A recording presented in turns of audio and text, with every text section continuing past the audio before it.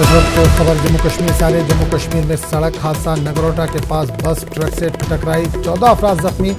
जख्मियों को जीएमसी अस्पताल में कराया गया दाखिल। उधमपुर से जम्मू जा रही थी बस।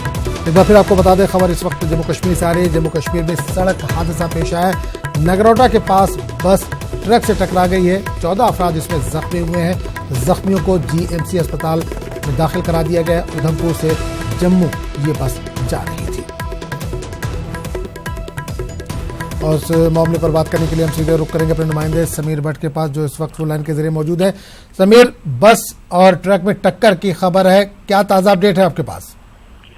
देखिए आजम, मैं आपको बता दूं, ये एक बस आ रही थी उधमपुर से जम्मू आ रही थी। तो जब ये कामनी एक एरिया है नगरोटा के पास हाईवे पे, तो ये ट्रक यहाँ से जा रही थी। तो उसकी जो ट्रक है वो ओवरटेक करना चाह रहा था, और उस बीच वहां से जो बस आ रही थी तो इन दोनों के बीच टक्कर हो गई।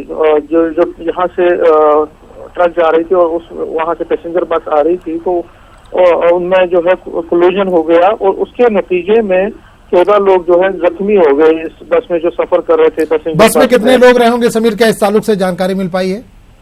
देखिए, बस में तो तकरीबन 40 से ज्यादा मुसाफिर थे, क्योंकि लेकिन जो सामने जो एरिया जो सामने बस के जो सामने लोग होते हैं जो पैसेंजर थे, उनको चोटें आई हैं, और उन सभी को जो है गवर्नमेंट मेडिकल कॉलेज हॉस्पिटल जो जम्मू में है वहां पे भर्ती किया गया है। कुछ लोग शदीद जख्मी हो गए, उनका भी इलाज अभी चल रहा है।